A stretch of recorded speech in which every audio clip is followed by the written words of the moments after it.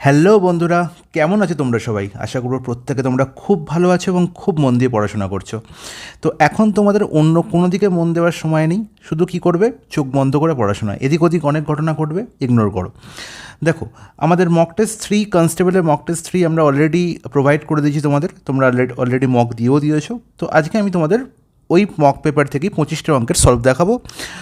একদম খুবই ফিউরিয়াসভাবে ক্লাসটি কমপ্লিট করব, তোমরা পরীক্ষা হলে যে অ্যাপ্রোচগুলো নেবে সেই অ্যাপ্রোচগুলো নিয়ে, ঠিক আছে? আর যারা অঙ্ক ডিটেলে শিখতে চাইছো তারা কি করবে না, এই পুলিশের ব্যাচের মতোই আমি কি করাচ্ছি না, প্রিভিয়াস ইয়ারে কোশ্চেন ব্যাংকে সলভ করাচ্ছি, যেটা একদম ডিটেলে করাচ্ছি এবং সেখানে প্রত্যেকটা অঙ্ক নিয়ে আলোচনা করছি। সেই ক্লাসটা তোমরা আগে ফলো করবে, ওকে? দেখো, তোমাদের এই যে মকটি, সেটার পিডিএফ তোমরা কোথা থেকে পাবে না, আমাদের টেলিগ্রাম চ্যানেল থেকে। টেলিগ্রাম চ্যানেলের নাম হচ্ছে আরপি ম্যাথস গুরুকুল এবং তার লিঙ্ক ডেসক্রিপশানে দেওয়া থাকবে, সেখান থেকে তোমরা পিডিএফ পেয়ে যাবে এবং সেখানেই আনসার কি দেওয়া হবে, ওকে? দেখো, কনস্টেবল মক 3 প্রথম প্রশ্ন, একটি ভাগ প্রক্রিয়া ভাজক বলা হয়েছে ভাগফলের 25 গুণ এবং ভাগশেষের 5 গুণ, ভাগফল 16 হলে ভাজ্য কত? খুব ইজি একটি প্রশ্ন। আমরা জানি ভাগ প্রক্রিয়া শুরু করার আগে আমি দাড়ি কাটতাম আগে ছোটোবেলায়। এখানে যে থাকতো তার নাম ছিল ভাজক, এখানে যে থাকতো যার নাম ছিল হচ্ছে ভাজ্য, আর এখানে ভদ্রলোক হচ্ছে ভাগফল, আর এই নিচে যে পড়ে থাকতো সে হচ্ছে ভাগশেষ। ইজ নট ইট? আর আমরা বলতাম যে এই ভাজ্য সমান হচ্ছে কি না, ভাজক গুণ ভাগফল যোগ ভাগশেষ। বাচ্চারাও এটা জানতো। এখানে বলা হয়েছে যে ভাজক সে হচ্ছে ভাগফলের 25 গুণ, আর ভাগফল বলা হয়েছে 16, তার মানে ভাগফল 16 হলে ভাজক কত হবে? 25 × 16। এবার কি বলা হলো না, বলা হয়েছে যে ভাগশেষের 5 গুণ কে না ভাজক। তাহলে ভাজক আমি পেয়ে গেছি 25 × 16। সেটা কীভাবে পাওয়া গেছে না, ভাগশেষকে 5 গুণ করে। তাহলে ভাজককে 5 ভাগ করলে ভাগশেষ পাওয়া যাবে। তাহলে 25 × 16কে 5 ভাগ করলে কত হবে? 5 × 16 না? বলবো একদম ঠিক। তাহলে হয়ে গেল তো গল্প শেষ। তাহলে ভাজক ইন্টু ভাগফল, ভাজক কত? 25 × 16 ইন্টু ভাগফল আবার 16, ভাগশেষ কত? 5 × 16। ব্যাস, গুণ করে ফেলো। দেখো, এখানে ইউনিট ডিজিট কিচ্ছু করার দরকার নেই, এমনি সরাসরি গুণ করতে পারবে। 25 × 16 কত হয়? 25 × 4 100, প্লাস ইন্টু 4 400, আর 4 × 16 মানে 64, মানে 6400, প্লাস কত এখানে 5 × 16 80, তাহলে 6480। এরকম স্পিডে ক্যালকুলেশন করতে হবে মুখে মুখে, তবেই কিন্তু চাকরি পাওয়া সম্ভব। 6480 অপশান বি হলো কারেক্ট অ্যান্সার। নেক্সট প্রশ্ন, এ একটি কাজ 6 দিনে শেষ করতে পারে, খুব ভালো কথা। বি এর চেয়ে 25% বেশি দক্ষতা সম্পন্ন। এই লাইনটা দিয়ে আমি আগেও বলে দিয়েছি কীভাবে একটা লাইনের মধ্যে দিয়ে প্রশ্ন সলভ হয়ে যাবে। বি এর চেয়ে 25% বেশি দক্ষতা সম্পন্ন। 25%-এর ফ্র্যাকশন ভ্যালু হচ্ছে কত? 1/4। কার সঙ্গে তুলনা করা হচ্ছে? এর চেয়ে, মানে এর সঙ্গে, তার মানে এটা হচ্ছে এর দক্ষতা। 1/4 মধ্যে 4 হচ্ছে এর দক্ষতা, আর এখানে কি বেশি দক্ষতা সম্পন্ন, তার মানে হচ্ছে 1 বেশি দক্ষতা সম্পন্ন কে? বি। কার থেকে? এর থেকে। তাহলে 1 বেশি হলে আলটিমেট কত হয় না 5 হয়। তাহলে 4-এর সঙ্গে 1 যোগ করলে 5 পেয়ে যাব বি এর দক্ষতা। ব্যাস হয়ে গেল। আর দক্ষতার সঙ্গে কি ডিপেন্ড করে? দক্ষতার সঙ্গে দিন সংখ্যা গুণ করলে টোটাল ওয়ার্ক হয়। তাহলে আমি দেখতে পাচ্ছি এ একটি কাজ 6 দিনে শেষ করতে পারে, তাহলে এর দক্ষতা হচ্ছে 4, তাহলে টোটাল কাজ কত? 4 × 6। আর সেই কাজটাই যদি বি কমপ্লিট করে, বি একা কাজটি শেষ করতে কত সময় লাগবে? তাহলে বি তার নিজের দক্ষতা দিয়ে করবে, বি এর দক্ষতা 5, তাহলে 4 × 6/5 হয়ে যাবে বি এর টাইম। কত? 24/5। 24/5 কোথায় আছে দেখতে পাচ্ছি? 4 × 5 = 20, প্লাস 4 24/5, অপশান এ হয়ে যাবে কারেক্ট আনসার। নেক্সট প্রশ্ন, একটি গণিত পরীক্ষায় 5 জন পরীক্ষার্থী প্রাপ্ত নম্বর হলো পরপর 5টি বিজোড় সংখ্যা। পরপর 5টি বিজোড় সংখ্যা, খুব ভালো করে মনে রাখবে। পরপর 5টি বিজোড় সংখ্যা মানে এরকম হতে পারে 13, 15, 17। বিজোড় সংখ্যা মানে কি? যেগুলোকে 2 দিয়ে ভাগ যায় না, তাই তো? এটা একটা তোমাদের উদাহরণ দিলাম। তাহলে এই ধরনের সংখ্যাগুলোর মধ্যে আমি সিমিলারিটিস কি দেখতে পাচ্ছি? আমি ধরলাম মধ্যিখানের সংখ্যাটা যদি এক্স হয়, তার আগের সংখ্যাটা হবে কত? x-2, তার পরের সংখ্যাটা হবে x+2। বোঝা গেল? আর এর পরের সংখ্যাটা x+2, এর পরের সংখ্যাটা আবার কী হবে? x+4। আর x-2 এর আগের সংখ্যাটা কী হবে? x-4। ঠিক আছে? তাহলে সবসময় মনে রাখবো, পরপর বিজোড় সংখ্যা বা পরপর জোড় সংখ্যা, এদের মধ্যে গ্যাপ সবসময় কী হয়? 2 করে হয়। 13, 15, 17, 19, এগুলো দেখো পরপর বিজোড় সংখ্যা, এদের গ্যাপ কত করে? 2 করে। ওকে? আর এই ধরনের সংখ্যাগুলোর গড় সবসময় হয় এই মিডিল নাম্বার। এই ধরনের সংখ্যাগুলোর গড় সবসময় মিডিল নাম্বার। যদি নাম্বার অফ টার্ম কী থাকে, নাম্বার অফ টার্ম বিজোড় সংখ্যক থাকে, মানে 5টা সংখ্যা, 7টা সংখ্যা, 9টা সংখ্যা, ঠিক আছে। তাহলে ডাইরেক্ট মিডিল নাম্বার কি বলে দেবো কি এদের গড়। তাহলে এখানে বলাই আছে যদি তাদের নম্বরের সমষ্টি 185 হয়, তাহলে সমষ্টি যদি 185 হয় তাহলে গড় কত হবে, 125/85 না, বলবো একদম ঠিক। আর 185/5 মানে কত না 37, ইজ নট ইট, বলবো একদম ঠিক। তাহলে 37 পেয়ে গেলাম এদের গড়। তার মানে এক্সের ভ্যালু পেয়ে গেলাম 37। এবার কি জিজ্ঞাসা করেছে যে সবচেয়ে বেশি নম্বর পেয়েছে তার প্রাপ্ত নম্বর, সবথেকে বেশি নম্বর কে পেয়েছে, এক্স প্লাস 4 না, তাহলে 37 + 4 কত হয়ে যাবে 41। ডাইরেক্ট আমি আনসার পেয়ে যাবো, ডাইরেক্ট, কোনো রকম কোনো যোগ বিয়োগ গুণ ভাগ করার কিচ্ছু প্রয়োজন নেই। তাহলে 185কে 5 দিয়ে ভাগ, ডাইরেক্ট আনসার পেয়ে গেলাম যে 37 + 4 হয়ে গেল আমার কারেক্ট আনসার। নেক্সট প্রশ্ন, কোনো দ্রব্য 524 টাকায় বিক্রি করলে যত লাভ হয় 452 টাকায় বিক্রি করলে অত ক্ষতি হয়, দ্রব্যটির ক্রয় মূল্য কত। আমি এখান থেকে আগেও বলেছি এই প্রশ্ন আমি আমাদের পুলিশের ব্যাচের যে কোশ্চেন ব্যাংকের আনসার করানো হচ্ছে সেখানে এই প্রশ্নটি ছিল এবং সেখানে খুব ভালো করে বুঝিয়েছি যে যখনই যত লাভ তত ক্ষতির গল্প থাকবে, সবসময় এই লাভ বা ক্ষতির পরিমাণ ডাইরেক্ট আমি বলতে পারি কত না 524 - 452/2, দ্যাটস ইট। এটা হচ্ছে কি না লাভ অথবা ক্ষতির পরিমাণ, যত লাভ তত ক্ষতি তো। তাহলে 524 থেকে 452 বিয়োগ করলে কত হচ্ছে, বলবো 2 থেকে 4 2, 5 থেকে 12 7, মানে 72, 72/2 মানে হচ্ছে 36 হচ্ছে আমার লাভ অথবা 36 ক্ষতি। তাহলে এবার আমি নির্ণয় করতে বলেছে ক্রয় মূল্য। আমরা জানি ক্রয় মূল্য থেকে লাভ বিয়োগ, বিক্রয় মূল্য থেকে লাভ বিয়োগ করলে কী পাই, ক্রয় মূল্য।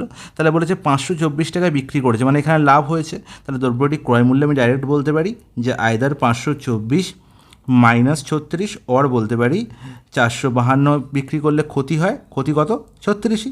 তাহলে আইদার এটা আনসার লিখতে পারি অথবা এটা আনসার, দুটো ক্ষেত্রে আমি একই আনসার পাবো। 524 থেকে 36 বিয়োগ করলে কত পাবো দাদা, 488। ইটস নট ইট, বলো একদম ঠিক, অপশান সি হয়ে যাবে কারেক্ট আনসার। ওকে, এখানে দেখো 452 + 36, এখানে কত 488, যেটা খুশি তুমি সেটা করতে পারো। ওকে, নেক্সট প্রশ্ন, কোনো বৃহত্তম সংখ্যা দিয়ে 25, 73, 97কে ভাগ করলে প্রতি ক্ষেত্রে একই ভাগশেষ থাকবে। তাহলে যখনই প্রতি ক্ষেত্রে একই ভাগশেষের গল্প হবে তখন আমার কিছুই নয়, যতগুলোই আমার কাছে নাম্বার থাকুক না কেন আমার কী করতে হবে, প্রতিটা নাম্বার থেকে প্রতিটা নাম্বারের ডিফারেন্স নির্ণয় করতে হবে, ওদের HCF করতে হবে। বুঝতে পারলাম না, আরেকবার বলছি, 25, 73, 97, এখানে 3টে নাম্বার আছে। তাহলে ধরো আমি 25 থেকে 97 বিয়োগ করব, 73 থেকে 97 বিয়োগ করব, আর কি করব 25 থেকে 73 বিয়োগ করব। এই ডিফারেন্সগুলোর কী করব, HCF করব, কারেক্ট আনসার পেয়ে যাব। তাহলে 25 আর 97 ডিফারেন্স কত, তুমি 5 এখানে দেখতে পাচ্ছি 2, আর এখানে হচ্ছে কত 7, 72, 73, 97 মধ্যে ডিফারেন্স কত দাদা, এখানে হচ্ছে 4, এখানে হচ্ছে 2। দেখো 25 আর 73 ডিফারেন্স কত দাদা 8, এখানে হচ্ছে কত না 4। তাহলে 24, 48 আর 72 এদের HCF কত হবে, অবভিয়াসলি 24 হবে, ডাইরেক্ট গুণিতক 24 × 48, 24 × 72, আনসার কী হলো অপশানে, অপশান এ হয়ে গেল correct answer. Okay guys, next প্রশ্ন, নিকুঞ্জের বয়স ইন্দুজের বয়সের দ্বিগুণ, খুব ভালো কথা। তাহলে এখানে N আছে আর E আছে, এদের মধ্যে গল্প কি না নিকুঞ্জের বয়স ইন্দুজের বয়সের দ্বিগুণ, তার মানে এর 1 হলে এর 2, তার মানে কি বয়সের রেশিও পেয়ে গেলাম। দুজনের বয়সের সমষ্টি 24, মানে 3 ভ্যালু কত 24, কত গুণ 8 গুণ, কার বয়স নিকুঞ্জের বয়স, মানে হচ্ছে 2 এর ভ্যালু কত না 16, অপশান এ হয়ে গেল কারেক্ট আনসার। নেক্সট প্রশ্ন, একটি বর্গাকার উঠোনের বাইরের চারদিকে 4 মিটার প্রশস্ত একটি পথ আছে, খুব ভালো কথা। তাহলে এই হচ্ছে বর্গাকারের উঠান, তার কি আছে, তার বাইরের দিকে আছে, ভেতরের দিকে নয় কিন্তু বাইরের দিকে 4 মিটার চওড়া কী আছে না পথ আছে। যদি পথটির ক্ষেত্রফল 196 বর্গমিটার, তাহলে পথটির ক্ষেত্রফল বলা হয়েছে। তাহলে যদি আমি বর্গাকার উঠানের দৈর্ঘ্য বলি x, তাহলে উঠান এবং পথ সমেত যে বর্গক্ষেত্রটি হবে তার দৈর্ঘ্য কত হবে না দুদিকে কত মিটার, 4 মিটার প্রশস্ত পথ আছে, মানে এদিকেও 4 মিটার এদিকেও 4 মিটার, টোটাল এই লাইনটার ডিস্টেন্স কত হলো x + 8, কারণ এদিকেও 4 যোগ করবো এদিকেও 4 যোগ করবো, বোঝা গেল। বলেছি তাহলে উঠানের প্রতিটি বাহুর দৈর্ঘ্য মানে x এর ভ্যালু নির্ণয় করতে হবে। ওকে, তাহলে দেখো আমরা কি করে এই পথটার এরিয়া পাই না কি না পথ সমেত বর্গক্ষেত্রের ক্ষেত্রফল মাইনাস বর্গক্ষেত্রের ক্ষেত্রফল, তাই তো। তার মানে x + 8 এর হোল স্কোয়ার মাইনাস x² করে, ইজ নট ইট, বলবো একদম ঠিক। এবার এখানে কিচ্ছু করতে হবে না, এর ভ্যালুই বলা আছে কত 196, এর ভ্যালুই কত বলা আছে 196। এবার যখন দেখো এটাকে আমি এতে ভাঙবো, কিসে ভাঙবো না ফর্মুলায় ভাঙবো, এখানে a + b এর x + 8কে যদি a ধরি আর x কে যদি b ধরি, তার মানে a² - b² এর গল্প আছে। তাহলে আমরা জানি a + b a - b এর দুটো ফ্যাক্টর হয়, তাহলে x + 8 + x আর x + 8 মাইনাস এক্স, এই দুটো ফ্যাক্টর পাবো 196। ফর্মুলা ইন্ডিভিজুয়াল ফর্মুলা ভাঙার দরকার নেই। তবে এখানে প্লাস এক্স মাইনাস এক্স কেটে যাবে, তার মানে আমি পেয়ে গেলাম কি না 2x + 8 = কত 196। আর এই 8 ওপারে গেলে কী হবে, ভাগ হয়ে যাবে। এদিকে গুণে ছিল, তাহলে আলটিমেট কত হলো 8 × 2 = 16। আর এখানে দেখতে পাচ্ছি আচ্ছা পুরোপুরি কাটাকুটি যাচ্ছে না, তাহলে 8 × 2 = 16, এখানে হচ্ছে 36, মানে হচ্ছে 8 × 4 কত হলো, আচ্ছা ঠিক আছে 8 × 4 = 32, তার মানে 40, মানে 24.5 ইজ নট ইট। আর দেখো 2x এর ভ্যালু কত হয়ে গেল, তার মানে 24.5 - 8, তার মানে কত হলো 16.5 না, একদম ঠিক। তাহলে এক্সের ভ্যালু কত, তার মানে এক্সের ভ্যালু হয়ে গেল 16.5/2, দ্যাটস ইট, তার মানে 8.25। অপশান সি হয়ে গেল প্রশ্নের সঠিক সমাধান। Is it clear? বলো, জলের মতো পরিষ্কার, কোনো অসুবিধা নেই।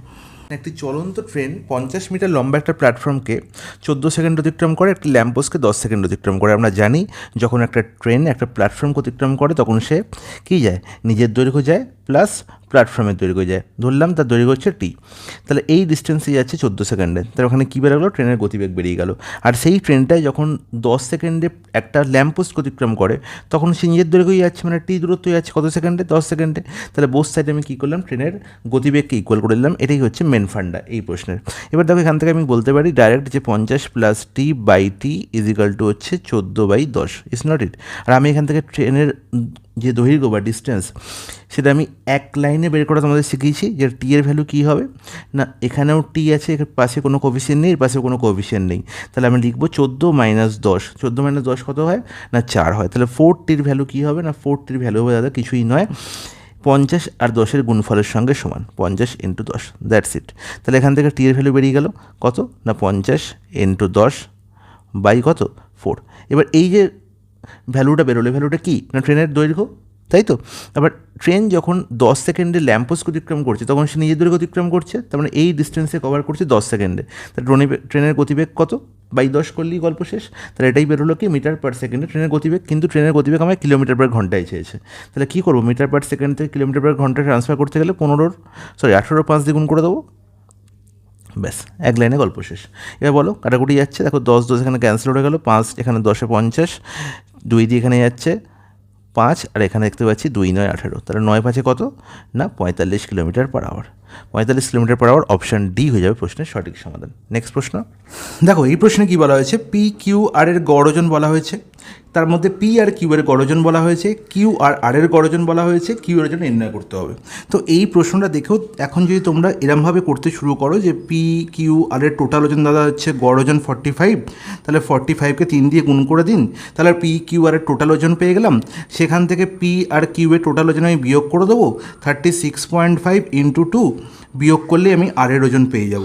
এই পদ্ধতি যদি তোমরা এখনও ফলো করো তাহলে আমার অঙ্কের প্রসেস দেখার আর কোনো দরকার নেই, ঠিক আছে। এইভাবেই তারাই করবে যারা অ্যাভারেজ কিচ্ছু জানে না, ঠিক আছে, জিরো জানে। তো অ্যাভারেজের জন্য তোমাদের এই প্রবলেমগুলোর সলিউশন দেখেই হয়ে যায়, সেই জন্য আমি একটা প্লেলিস্ট অলরেডি বানিয়ে রেখেছি আমাদের ইউটিউব চ্যানেলে, সেখান থেকে তোমরা অ্যাভারেজের কনসেপ্ট পুরো গ্যাদার করো, ঠিক আছে। তারপরে এই ধরনের প্রশ্নগুলো দেখো তো চুটকিতে হয়, আমি লিঙ্কটি দিয়ে দেবো তোমার ডেসক্রিপশানে, সেখান থেকে তোমরা অ্যাভারেজটা একবার দেখে নাও, ওকে। এবার দেখো এই প্রশ্নটা মুখে মুখে কী করা হয়, দাদা পি কিউ আর এর গড় ওজন এখানে 45 বলা হয়েছে, দেখতে পাচ্ছি পি আর কিউ এর গড় ওজন আগে ছিল 36.5, তার মানে পি আর কিউ এর গড় মানে কি প্রত্যেকের ওজন বলতে পারি, তাহলে প্রত্যেক ওজন 36.5 করেছিল, এখানে হঠাৎ করে প্রত্যেক ওজন 45 হয়ে গেল, কী করে হলো না, কারণ এই আর ভদ্রলোক কী হয়েছে, তার মানে বেশি কিছু নিয়ে এসছে, আর আমরা জানি বেশি কিছু নিয়ে এলে সেটা সবার মধ্যে সমান ভাগে ভাগ হয়ে যায়, তাহলে কতটা বেশি নিয়ে এসছে, তাহলে আর তো 45 তো নিয়ে এসছেই, তার সঙ্গে আরও কিছু বেশি নিয়ে এসছে। কত বেশি নিয়ে এসছে না, যতটা ডিস্ট্রিবিউট হয়েছে সবার মধ্যে, তা দেখতে পাচ্ছি 36.5 ছিল, হয়েছে 45, তাহলে 36.5 থেকে 45 বিয়োগ করলে ডিফারেন্স কত, আমি বিয়োগ করলে মাইনাস আসবে, মাইনাস তো নেবো না প্লাস নেবো, ডিফারেন্স কত হবে দাদা 8.5, তাহলে 8.5 দুজনকার বৃদ্ধি হয়েছে, কার কার না পি আর কিউ এর মধ্যে, তাহলে এই যে একে 8.5 দিয়েছে, এটা কে দিয়েছে, আর দিয়েছে, তার মানে আর 45 এনেছে প্লাস 8.5 × 2 এনেছে, তার মানে কত এনেছে না 45 + 17 দ্যাট ইজ 62, তার মানে আর এর ওজন আমি ডাইরেক্ট পেয়ে গেলাম। এবার দুঃখের বিষয় কিউ আর আর এর গড় ওজন 52 কেজি বলা হয়েছে, তার মানে যদি আর একা থাকে তাহলে তার ওজন 62 কেজি হয়, এর সঙ্গে কিউ ভদ্রলোক যখনই অ্যাড হয় তখন কি হলো না 52 কেজি গড় হয়ে গেল, তার মানে নিশ্চয়ই কিউ ভদ্রলোক কিছু কম নিয়ে এসছে। যদি 62 নিয়ে আসতো তাহলে গড়জন 62ই থাকতো, 62 অপেক্ষা বেশি নিলে দুজনের মধ্যে ডিস্ট্রিবিউট হতো, কম নিয়ে এলেও ডিস্ট্রিবিউট হবে। কতটা কম নিয়ে এসছে তার মানে, দেখো 52 কেজি হয়েছে, তার মানে গড় কত কমেছে না আর অপেক্ষা 10 কমেছে, তার মানে 10 কমেছে মানে কি যতটা কম নিয়ে এসছে তাদের মধ্যে সমান ভাগে ভাগ হবে, তার মানে 10 কিউ এর মধ্যেও পড়েছে, 10 আর এর মধ্যেও পড়েছে, তার মানে টোটাল 20 কম নিয়ে এসছে, তার মানে 62 থেকে 20 বিয়োগ করলে 42 হয়ে যাবে কিউ এর ওজন। Is it clear? বলে দেয় জলের মতো পরিষ্কার, কোনো অসুবিধা নেই। অপশান এ হয়ে গেল প্রশ্নের সঠিক সমাধান। That's it. একদম মুখে মুখে প্রশ্নের সলিউশন হবে, কোনো রকম কোনো শর্টকাট বা কোনো রকম কোনো অতিরিক্ত জিনিস মনে রাখার প্রয়োজন নেই। নেক্সট প্রশ্ন, নির্দিষ্ট পরিমাণ স্পিরিটের সঙ্গে কী অনুপাতে জল মেশালে ক্রয় মূল্যে সমান মূল্যে বিক্রি করা সত্ত্বেও 20% লাভ হয়? তাহলে যখনই ক্রয় মূল্যে বিক্রি করে লাভ হবে, মনে রাখবো যে জিনিসটা মিশিয়েছি সেই জিনিসটাই হচ্ছে আমার লাভ, কারণ সেটার জন্য কোনো আমাকে এক্সট্রা পে করতে হয়নি। জল আমরা জানি বিনা পয়সায় পাওয়া যায়, বিসলারির জল বা কেন্টের জল বলছি না, নর্মাল জল, সেটা কি বিনা পয়সায় পাওয়া যায়, তার মানে যে পরিমাণ জল মিশিয়েছি সেটাই হচ্ছে আমার প্রফিট। তার মানে 20% লাভ মানে মনে রাখবো 20% আমি ওয়াটার মিশিয়েছি, 20% আমি কি মিশিয়েছি, জল মিশিয়েছি। আর 20%-এর ফ্র্যাকশন ভ্যালু কত, 1/5, তার মানে হচ্ছে 5 ভাগ যদি প্রথমে আমার কাছে স্পিরিট থাকতো, তার মধ্যে 1 ভাগ হচ্ছে জল, 5 ভাগ স্পিরিট থাকলে 1 ভাগ হচ্ছে ওয়াটার। তার মানে কোন রেশিও মেশানো হয়েছে না 1:5 রেশিও মেশানো হয়েছে। অপশন বি হয়ে যাবে correct answer. I think it's clear to each and everyone. Next প্রশ্ন দেখো, এই প্রশ্নে কী বলা হয়েছে, এক ব্যক্তির টাকায় 5টি পেন্সিল কিনলো, খুব ভালো কথা, টাকায় 3টি করে বিক্রি করলো, তাহলে শতকরা লাভের পরিমাণ কত? তাহলে এখানে দেখো এই ধরনের প্রশ্নের ক্ষেত্রে কোয়ান্টিটিকে সেম করতে হবে। 5টা পেন্সিল কিনেছে, 3টে বিক্রি করেছে, তাই তো, টাকাটা এখানে সেম আছে, তার মানে কি আমি দেখতে পাচ্ছি সিপি এ দেখতে পাচ্ছি যে 5টি পেন্সিলের সিপি বলা হয়েছে কত, 1 টাকা। এবার দেখো বলা হচ্ছে এসপি বিক্রি করা হচ্ছে কি না 3টে পেন্সিল 1 টাকায়। তাহলে দেখো 5 আর 3-এর এলসিএম কথা আমি বলেছি কোয়ান্টিটিকে সেম করতে হবে, তাহলে 5 আর 3-এর এলসিএম কত, 15। তাহলে 5কে যদি 15 বানাই, 15টা পেন্সিল করি, তাহলে 3 গুণ করতে হবে, তাহলে 3 গুণ জিনিসের দামও 3 গুণ হবে, তার মানে 15টা পেন্সিলের ক্রয় মূল্য কত হলো না 3 টাকা হয়ে গেল। ইটস নট বলো একদম ঠিক, কোনো অসুবিধা নেই। তাহলে এটা হচ্ছে প্রাইস। এবার যখন 15টা পেন্সিলের আমি বিক্রয় মূল্য বিক্রি করবো, তখন 5 গুণ করছি, তার মানে এখানেও 5 গুণ হবে। ইটস নট বলবো একদম ঠিক। তাহলে 15টা পেন্সিলের বিক্রয় মূল্য পেয়ে গেলাম কত না 5 টাকা। তাহলে দেখো 3 টাকায় কিনেছিলাম সিপি আর 5 টাকায় বিক্রি করছি, তাহলে প্রফিট কত হচ্ছে দাদা, প্রফিট হচ্ছে 2 টাকা। তাহলে প্রফিট 2 টাকা সবসময় প্রফিট কার ওপর হয় না সিপির ওপর, তার মানে 2/3 হচ্ছে আমার প্রফিট পার্সেন্টেজ ইন্টু 100 করলেই গল্প শেষ। দেখো এখানে 100 করে ক্যালকুলেশন করা প্রয়োজনীয়, আমি অনেকবার বলেছি যে 1/3 এর মানে হচ্ছে 33.1/3%, ফ্র্যাকশন টু পার্সেন্টেজ, তার মানে 2/3 হলে কী হবে দাদা না, এখানে দেখো 1/3 থেকে 2/3 কী করে হয়, 2 গুণ করে, তাহলে এই পার্সেন্টেজকে দুগুণ করে দেবো, তাহলে যখন 33.1/3-কে দুগুণ করবো হয়ে যাবে 66.2/3%। Is it clear? বলবো একদম ঠিক, কোনো অসুবিধা নেই। অপশান এ হয়ে গেল কারেক্ট আনসার। নেক্সট প্রশ্ন সমাধান করো। দেখো আরও একটি প্রচণ্ড ইম্পর্টেন্ট প্রশ্ন, এই পার্টটির ভ্যালু আমার নির্ণয় করতে হবে। √12 ভ্যালু বলা হয়েছে 3.46, √12 ভ্যালু কত, 3.46। ওকে, তাহলে দেখো এই প্রশ্নের সমাধান করার জন্য আমাকে কী করতে হবে, মাথায় রাখবে যে আমাকে √12 আমাকে নিয়ে আসতে হবে। তাহলে দেখো এই যে 16 ইন্টু √3/√4 আছে, আমি √3/4কে আমি √3/√4 লিখতে পারি, কোনো অসুবিধা নেই, বলবো কোনো অসুবিধা নেই, লিখতেই পারি। তাহলে এখানে দেখো আমি যদি ওপর নিচে √4 দিয়ে গুণ করি, তাহলে কি এর ভ্যালু কোনো চেঞ্জ হয় না দাদা? কোনো চেঞ্জ হয় না, কোনো অসুবিধা নেই, কারণ √4 ক্যান্সেল আউট হয়ে যাবে, √3/4ই থাকবে। এবার দেখো সিমিলারলি আমি পরের পার্টটায় দেখছি যে √4/√3 আছে, তাহলে ওপর নিচে আমি যদি √3 দিয়ে গুণ করি তাহলে কি কোনো ভ্যালু চেঞ্জ হবে না দাদা? কোনো চেঞ্জ হবে না। এবার আমি করলাম কেন, আমি তো এটাকে √3 দিয়ে এটাকে √4 দিয়ে গুণ করতে পারতাম, করলাম এর কারণ হচ্ছে দেখো √3 আর √4 গুণ করে √12 আসবে এখানে, আর এখানে √4 আর √4 গুণ হয়ে যাবে 4। এবার আমি যদি ওপরে √3 দিয়ে গুণ করতাম তাহলে √3 ইন্টু √3 হতো, নিচে √12 হতো, কিন্তু নিচে √12 হলে ক্যালকুলেশনে অসুবিধা হবে, তাই ক্যালকুলেশনে অসুবিধা এড়ানোর জন্য আমি √12কে উপরে নিয়ে এসেছি। ওকে, সিমিলারলি এখানেও √4 আর √3 গুণ করলে √12 আর এখানেও 3 হয়ে যাবে। এবার কাটাকুটি করতে দাও, কত সুবিধা, 4 16 হয়ে গেল, কেটে গেল 4 হয়ে গেল, আর এখানে 3 আর 9 কেটে গেল, হয়ে গেল 3 হয়ে গেল, তার মানে 4√12 -3√12, তার মানে হয়ে গেল কত, √12 হয়ে গেল আমার আনসার, যার ভ্যালু বলা হয়েছে 3.46, and that is correct answer option A. Next প্রশ্ন, 15 জন লোক 7 দিনে কোনো কাজের 1/3 সম্পন্ন করে, খুব ভালো করে। 5 দিনে সম্পূর্ণ কাজটি শেষ করতে কতজন লোক লাগবে?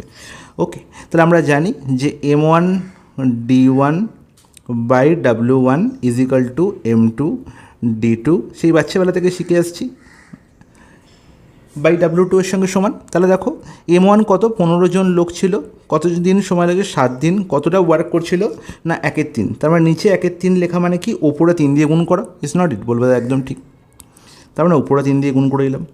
এবার দেখো M2 আমি কি জানি না, M2 আমি জানি না কতজন লোক লাগবে। D2 বলা আছে কত, 2, D2 কত বলা আছে, সরি 5 দিনে সম্পূর্ণ করতে হবে।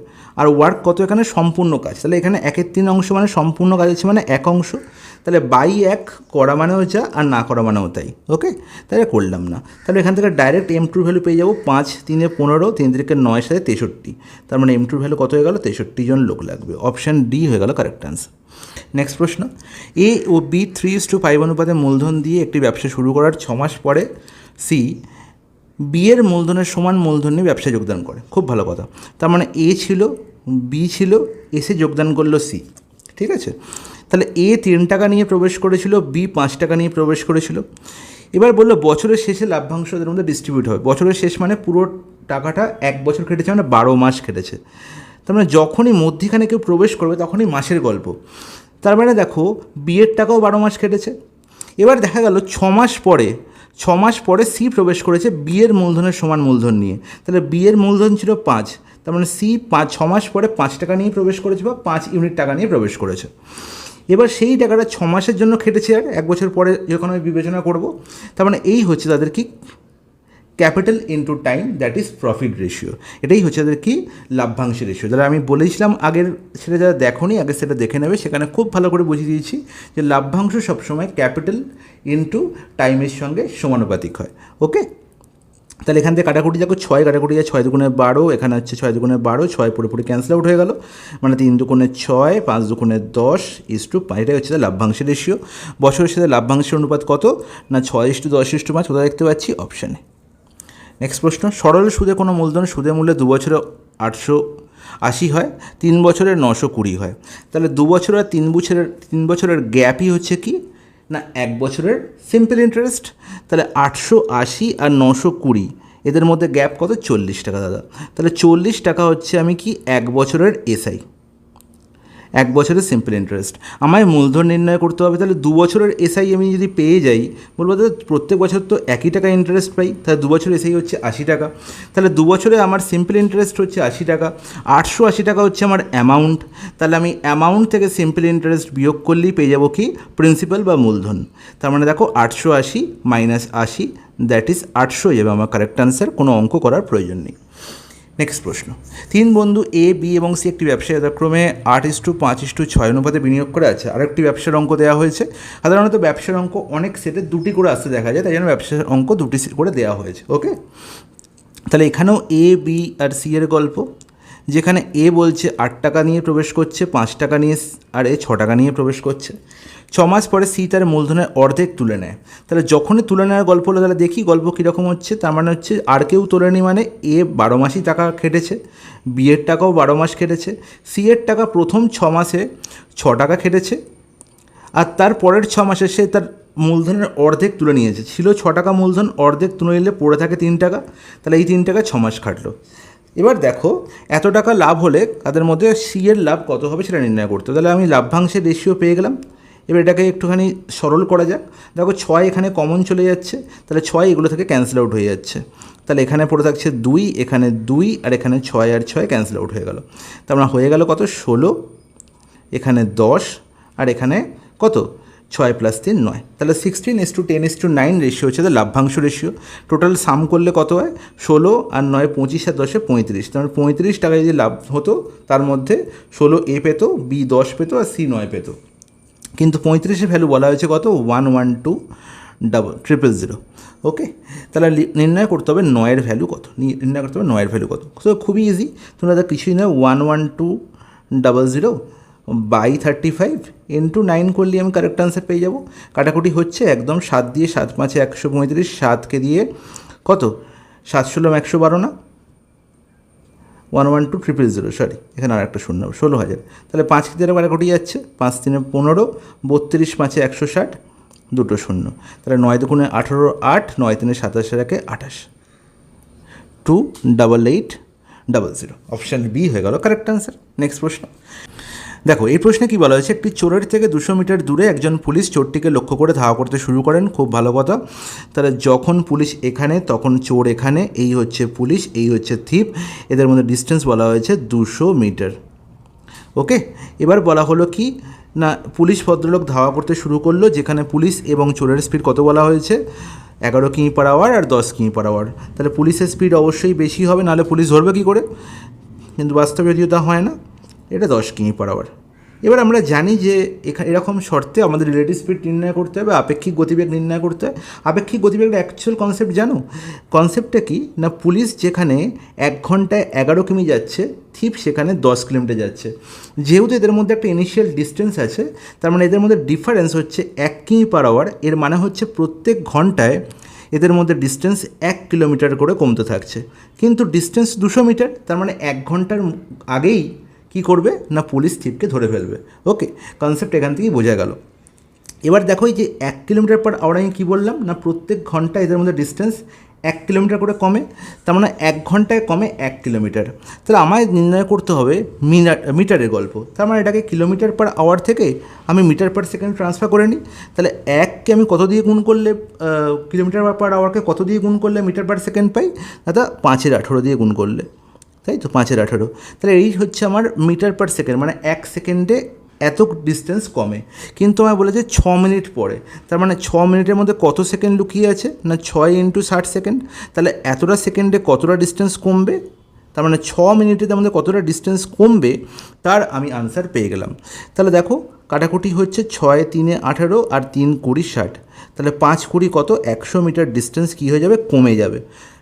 মাথায় ঢুকলো তোমাদের? বলবে হ্যাঁ, খুব সুন্দর মাথায় ঢুকেছে। এর মানে হচ্ছে 1 ঘন্টায় 1 কিলোমিটার ডিস্টেন্স কমে, আর এটা আমি পেলাম যে 6 মিনিটে কতটা ডিস্টেন্স কমে। তাহলে ছিল 200 মিটার ডিস্টেন্স, কমেছে 100 মিটার, এটা কমেছে, এটা ডিস্টেন্স কমেছে, ঠিক আছে। তাহলে কমে হয়েছে কত না 200 minus 100, and that is 100 metre. It is clear? বলবো একদম জলের মতো পরিষ্কার, কোনো অসুবিধা নেই। নেক্সট প্রশ্ন দেখো, এই প্রশ্নে কী বলা হয়েছে, 14/3 একটা সরলীকরণ বা সিম্পলিফিকেশনের প্রশ্ন দেখতে পাচ্ছি। তো সিম্পলিফিকেশন প্রশ্ন মানেই কি, বদমাশ রুল, বিওডি এমএস। আশা করি এখন সবাই জেনে গেছে যে বিওডি এমএসের বি ব্র্যাকেটকে ডিনোট করে, ও অফকে, D division, M multiplication, A addition, S for subtraction. তাহলে দেখো, আমি প্রথমে কার কাজ করবো, ভাগের কাজ আগে করবো, তারপর গুণের কাজ করবো, কারণ এখানে কোনো ব্র্যাকেট বা অফ নেই। তাহলে 14/3 আমরা কী লিখতে পারি, 14 + 3/4। এটা লিখে নিলাম, কারণ হচ্ছে এটা সুবিধা হয়। বাকিগুলোকে তুমি ভগ্নাংশে ট্রান্সফার করো। 6 × 72 + 1 73 × 6, 3 × 8 = 24 আর 1 × 25 25 × 8। আর এটাকে কি লিখতে পারি, ভাগটাকে চিহ্নকে উল্টে দিলে গুণ চিহ্ন হয়ে যাবে, আর তার জন্য ভগ্নাংশটা উল্টে যাবে। 6 × 72 আর 3 × 75, মানে 12/75। কাটাকুটি 25 3 × 75, 3 4 12, 4 2 8। আর বাকি পড়ে আছে 3 2 6, 1 7 2। এটাকেও তুমি -3 -1 2 লিখতে পারতে, কোনো অসুবিধা ছিল না, ঠিক আছে। তাহলে 14 যেটা মাঝে থাক। এবার দেখো, বাকি নিচে দেখতে পাচ্ছি এখানে 6 2 কত 12, তোমরা 73/12 হচ্ছে এখানে। তাহলে বাকি প্রত্যেকের হরে কি 12 বসে আছে, 12 তো বসে নেই। তাহলে 12 বানাও, 4কে 12 করো, 2কে 12 করো। তাহলে 4কে 12 করলে কত দিয়ে গুণ করতে হচ্ছে, 3 দিয়ে গুণ করতে হচ্ছে। তার মানে এ হয়ে যাবে 9 × 12। আর এখানে 12 7 2 ছিল, তাহলে এখানে 12 করলে আমি কী পাবো, এখানে 6 দিয়ে গুণ করতে হচ্ছে, মানে 6 7 42।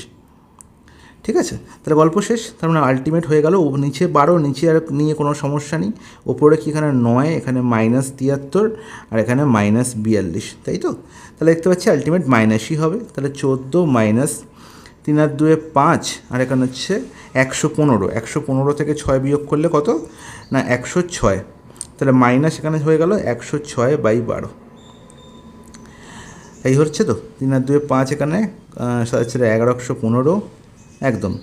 এবার তো কাটাকুটি হচ্ছে, কাটাকুটি করলে কত হচ্ছে, 2কে দিয়ে এখানে হচ্ছে 53, আর এখানে হচ্ছে 2কে দিয়ে 6 6 14 কত, কাটাকুটি করে একটু উল্টো পাল্টা আসছে নাকি, 84 মাইনাস 53/6, না একদম ঠিক। তার মানে হচ্ছে এখানে 1, এখানে হচ্ছে 31/6, আর 31/6 মানে 5×1/4। Okay guys, option D correct answer. Next প্রশ্ন, মনোজের আয় সুভাষের আয়ের চেয়ে 40% কম হলে সুভাষের আয় মনোজের আয়ের চেয়ে শতকরা কত বেশি? তো আমি আগেই বলেছি এখানে কোনো শর্টকাট বা কোনো রকম কোনো ফর্মুলা মনে রাখার দরকার নেই। 40%-এর ফ্র্যাকশন ভ্যালু কি? অর্থাৎ 20% মানে 1/5, আর তাহলে 40% মানে 2/5 হবে। তার মানে কি, কার সঙ্গে কার তুলনা করছি? মনোজের আয় সুভাষের আয়ের চেয়ে 40% কম, সুভাষের সঙ্গে তুলনা করছি। তার মানে এটা হচ্ছে সুভাষ, ঠিক আছে? তাহলে সুভাষে যদি 5 হয়, 40% মানে 2/5, তার মানে 2 কম। কার 2 কম? মনোজের 2 কম, তাই তো? তাহলে মনোজের 2 কম হয় সুভাষের থেকে, তার মানে আলটিমেট মনোজের আয় কত হলো না 3 হয়ে গেল। ছিল সুভাষের আয় 5, 2 কম হচ্ছে মনোজের আয়, তার মানে মনোজের আয় হলো কত? 3। এবার বলেছে তাহলে মনোজের আয়, সুভাষের আয় মনোজের আয় চেয়ে শতকরা কত বেশি? তাহলে দেখতে পাচ্ছি সুভাষের আয় হচ্ছে 7, তাহলে মনোজের আয় হচ্ছে 3, তাহলে সুভাষের আয় কত বেশি? না 5 - 3 বেশি। কার থেকে বেশি তুলনা করা হচ্ছে? কার সঙ্গে তুলনা করা হচ্ছে? না মনোজের সঙ্গে। মনোজের আয় কত? 3, তার মানে ইন্টু 100, দ্যাট ইজ হচ্ছে কারেক্ট অ্যান্সার। তার মানে 2/3 মানে আমি আগেই শিখেছি যে 66.2-3%। এটার করার দরকার নেই, অপশান সি। নেক্সট প্রশ্ন দেখো, কী বলা হয়েছে না, একটি ঘরের মেঝের পরিসীমা 18 মিটার। আচ্ছা, মেঝে মানে বুঝতেই পারছি, যদি এখানে একটা আমি এরকম ঘর ভেবে নিই, এটা ঘরের মেঝে ভাবলাম, ঠিক আছে? কী হলো, এবং এই মেঝে থেকে এই পোর্শনটা হচ্ছে উচ্চতা ভাবলাম। তাহলে দেখো, এটা যদি মেঝে হয়, মেঝের লেন্থ এটা, ব্রেথ এটা, ঠিক আছে? তাহলে এটা হচ্ছে উচ্চতা, হাইট। তাহলে বলা হয়েছে মেঝের পরিসীমা 18 মিটার। মেঝের পরিসীমার একটা আয়তক্ষেত্রের পরিসীমার ফর্মুলা কি? না 2 × L+B, হ্যাঁ কি না? এবং তার ভ্যালু বলা হয়েছে 18। তাহলে সেখান থেকে আমি বলতে পারি যে মেঝের লেন্থ আর ব্রেথের যোগফল হচ্ছে কত? 18/2 9। তাহলে লেন্থ আর ব্রেথের যোগফল 9 পেয়ে গেলাম। বলা হয়েছে উচ্চতা 3 মিটার হলে 4 দেওয়ালে ক্ষেত্রফল কত? 4 দেওয়ালে ক্ষেত্রফলের ফর্মুলা তোমরা জানো, একটা ঘরের মধ্যে যখনই 4 দেওয়ালে বিবেচনা করি, তার মানে মেঝে আর ছাদ বাদ, এই যে 4 দেওয়ালের এটা হচ্ছে একটা দেওয়াল, তাহলে যেটা হচ্ছে লেন্থের ওপরে আছে তার ক্ষেত্রফল কী হবে? না L × H। আর এখানে একটা দেওয়াল এরকম আছে যার ক্ষেত্রফল কী হবে? না B × H। তাহলে একটা BH, একটা LH, এরকম এদিকার একটা BH পাবো আর সামনে আর একটা LH পাবো, এবং এই কনসেপ্টটা বেস করে 4 দেওয়ালের টোটাল ক্ষেত্রফল হয়ে গেল 2 × LH + BH। তাহলে এখান থেকে যদি H কমন নিয়ে নিই, 2 × H, তাহলে L+B পড়ে থাকে না? বলবো একদম ঠিক। তাহলে এটাই হচ্ছে ফাইনাল আমার ফর্মুলা, 2 × H × L+B, যেখানে H এর ভ্যালু বলা হয়েছে কত? 3, তার মানে 2 × 3 6, আর L+B কত? 9। তাহলে 6 × 9 54 বর্গমিটার হয়ে গেল আমার, 54 বর্গমিটার হয়ে গেল আমার 4 দেওয়ালের ক্ষেত্রফল, অপশান সি। ওকে গাইস, এছাড়া আর কি করতে পারতাম না, এখানে 9-এর ডাইরেক্ট গুণিতকও হতো। তাহলে 9-এর গুণিতক যেহেতু L+B 9 আছে বা H 3 আছে, তাহলে 9-এর গুণিতকও বলতে পারতাম, 3-এর গুণিতকও বলতে পারতাম। কিন্তু দুঃখের বিষয় এখানে 9 এখানেও আছে, 3 এখানেও আছে, আর 9 এখানেও আছে, 3 এখানেও আছে, ঠিক আছে? তাই এই গুণিতক দিয়ে এই প্রশ্নটা সমাধান করতে একটু অসুবিধা হতো, তাই আমাদের করে নেই ভালো, সেকেন্ডে অ্যান্সার হবে। দেখো, এখন যে প্রশ্নটা দেখতে পাচ্ছি, গৌরব তার মাসিক আয়ের 30% খাদ্য সামগ্রীতে, বাকি অংশের 40%। যখনই বাকি গল্প থাকবে তাহলে আমায় কী ভাবতে হবে? যে 30% এখানে খাদ্য সামগ্রীতে খরচা করেছে, তাহলে বাকি হচ্ছে কত? 70%। মুখোমুখি হবে 70% এর 40%, তাহলে এর 40% মানে কি? 7 × 4 হচ্ছে 28, তার মানে 28%। 28% সে যানবাহন এবং জামা কাপড়ে খরচ করে, এবং বাকি অংশের 50% সঞ্চয় করে। তাহলে 28% সে অলরেডি খরচা করে ফেললো, তাহলে বাকি রইল কত? না, তার 70% থেকে 28% বিয়োগ করলে বাকি পড়ে থাকে হচ্ছে 2%। তাহলে 42%-এর অর্ধেক, 50% মানে কি? অর্ধেক সঞ্চয় করেছে। তাহলে এর অর্ধেক সঞ্চয় করা মানে কত সঞ্চয় করা? না 21% সে সঞ্চয় করেছে। কত? 21% সঞ্চয় করেছে। এবার তার মাসিক আয় যদি 18400 টাকা হয়, তাহলে তার মাসের সঞ্চয় কত? তার মানে আমাকে 21%-এর ভ্যালু নির্ণয় করতে হবে। 100%-এর ভ্যালু বলা হয়েছে, তাহলে 100%-এর ভ্যালু মানে হচ্ছে এটা থেকে 0 দুটো ক্যান্সেল আউট হয়ে যাওয়া, তাহলে 21 গুণ করলেই কারেক্ট অ্যান্সার। তাহলে 184 × 21 হয়ে যাবে আমার কারেক্ট অ্যান্সার, হ্যাঁ কি না? তুমি কী করবে বাচ্চাবেলার মতো, যে 100%-এর ভ্যালু বলা হয়েছে 18400, 1%/100, 21% × 21, কী দরকার? এখানে তো 100 দুটো শূন্যকে ক্যান্সেল আউট করে দিচ্ছে, তাহলে × 21 করলেই গল্প শেষ। তাহলে এসব করার দরকার নেই। এবার দেখো, এখানে দেখবো ইউনিট ডিজিট দেখতে পাচ্ছি 3 জনকার 4 আছে, তার দুঃখের বিষয় আমায় করে দেখতে হবে। তাহলে আচ্ছা, এখানে কি তোমার করলে হতো ডিজিটাল সাম দেখি, 6 আর 3 9 মানে 4 আর 2 6, এখানে ডিজিটাল সাম কত হচ্ছে 8 আর 1 9, আর এখানে হচ্ছে 2 আর 1 3, তাহলে 4 3 12 মানে 3 হচ্ছে ডিজিটাল সাম। এখানে ডিজিটাল সাম কত 3 কোথায় আসছে, আর 6 আর 4 10, 10 3 10 আর 3 13, 13 আর 8 হচ্ছে 21, 13 আর 8 হচ্ছে 21, তার মানে 2 + 1 3, এখানে ডিজিটাল সাম 3 আসছে, এটা আসছে না। এখানে দেখতে পাচ্ছি 4 আর 2 6, 6 আর 6 12, আর 4 16, তার মানে হচ্ছে 7, তার মানে আনসার কী হবে, অপশান বি। তার মানে যেখানে ডিজিটাল সাম 3 দেখতে পাবো সেটাই হবে কারেক্ট আনসার। তুমি গুণ করতে চাও গুণ করে নিতে পারো, কী করে গুণ করবে, 184 × 20 + 184, দ্যাটস ইট। তাহলে 20 দিয়ে গুণ করলে 2 4 8, 2 8 16 6, 2 1 2 1 3, 3680, আর তার সঙ্গে 184 যোগ, তাই তো। তাহলে করলে কত হচ্ছে, অর্থাৎ এখানে 4 16, এখানে 8, এখানে 3, 3864, একই আনসার। তো ডিজিটাল সাম হচ্ছে আমাদের কাছে কি একটা আগ্নেয় অস্ত্র, এটা যে একবার বুঝে যাবে তার জীবন একদম সেট হয়ে গেল। দেখো এই প্রশ্নে কী বলা হয়েছে না, চিনির মূল্য 20% কমে যাওয়ায় এক ব্যক্তি 120 টাকায় 3 কেজি বেশি চিনি ক্রয় করতে পারছে। কনসেপ্ট কী মনে রাখবো, কোনো রকম কোনো শর্টকাটে পেছনে যাবে না। 120 টাকায় 3 কেজি সে বেশি চিনি ক্রয় করছে, কারণ কি 20% দাম কমে গেছে, তার মানে 120 টাকা তার পকেটে ছিল, ঠিক আছে। এই টাকাটা দিয়ে সে আগে যত কেজি কিনতো এখন তার থেকে 3 কেজি বেশি পাচ্ছে, কারণ হচ্ছে এই 20% দাম কমে যাওয়ায়। তাহলে 120-র 20%, 120 এর 20% যত, তাহলে সেই টাকাটা বেঁচে যাওয়ার জন্য 120 এর 20% যে দামটা কমে গেছে সেটা পকেটে বেঁচে থাকার জন্য সেই টাকা দিয়ে সে 3 কেজি চিনি পাচ্ছে। তাহলে 120 এর 20% কত হবে, তাহলে 20% মানে 1/5।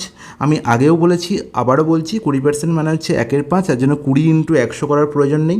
আর 120 এর 1/5 মানে হচ্ছে 24 টাকা, কত 24 টাকা।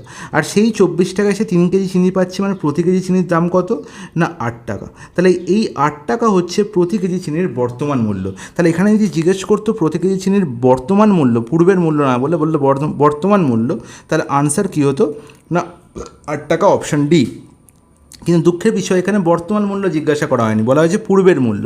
তাহলে পূর্বের মূল্য মানে কি 20% এখন দাম কমেছে, তাহলে 20% যদি দাম কমে তার মানে জিনিসটার দাম ছিল 100 সেটা এখন 80 হয়েছে, তার মানে এই 80%-এর দাম হচ্ছে কত 8 টাকা। 80%-এর দাম হচ্ছে কত 8 টাকা। তাহলে 100%-এর দাম কত হবে, অর্থাৎ 100%-এর দাম হবে এখানে 10 টাকা। তাহলে এটা তো আমার করার দরকার নেই, 8 থেকে 80 10 গুণ হবে, তাহলে 10 থেকে 10 গুণ করলে 100 হয়, তার মানে অপশান সি হয়ে গেল কারেক্ট অ্যান্সার। তাহলে আগে জিনিসটার দাম ছিল 10 টাকা, সেটা এখন দাম কমে হয়েছে কত 8 টাকা পার কেজি। নেক্সট প্রশ্ন দেখো, এই প্রশ্নে কী বলে, দুটো ধারাবাহিক ধনাত্মক যুগ্ম সংখ্যার গসাগু এবং লসাগু যথাক্রমে 2 এবং 84, তাহলে সংখ্যা দুটোর সমষ্টি কত। এই প্রশ্নটার মধ্যে একটা গুরুত্বপূর্ণ পয়েন্ট হচ্ছে এরা ধনাত্মক যুগ্ম সংখ্যা এবং তারা কি ধারাবাহিক, তারা হচ্ছে ধারাবাহিক। ধারাবাহিক মানে কি, যুগ্ম সংখ্যা হচ্ছে কি যারা জোড় সংখ্যা বলতে পারি যারা 2 দিয়ে ভাগ যায়, আর ধারাবাহিক মানে হচ্ছে পরপর। তার মানে একটি সংখ্যা যদি আমি বলি সাপোজ 8, এটা ধনাত্মক যুগ্ম সংখ্যা, তাহলে এর পরবর্তী ধনাত্মক যুগ্ম সংখ্যা কী হবে না 8 + 2 দ্যাট ইজ 10।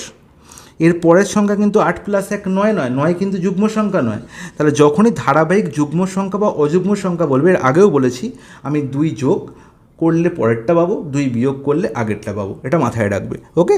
তাহলে এরম দুটো সংখ্যায় আমার কি বলা হয়েছে, তাহলে লসাগু বলা হয়েছে 84 এবং গসাগু বলা হয়েছে 2। তাহলে আমরা জানি যে লসাগুকে গসাগু দিয়ে ভাগ করলে যে নাম্বারটি পাই, এখানে কত পাচ্ছি 42, সেই নাম্বারটিকে দুটো সংখ্যার এমন দুটো সংখ্যার গুণফল হিসেবে ভাঙতে হয় যারা হয় কোপ্রাইম নাম্বার। তার মানে কি, যাদের আমরা কি বলি না যারা হচ্ছে সংখ্যা দুটোর রেশিও, সংখ্যা দুটোর কি অনুপাত, আর অনুপাতে দুটো নাম্বারের সঙ্গে বা দুটো সংখ্যার সঙ্গে যদি গসাগু গুণ করে দিই তাহলে আমি সংখ্যা পেয়ে যাই, তাই তো।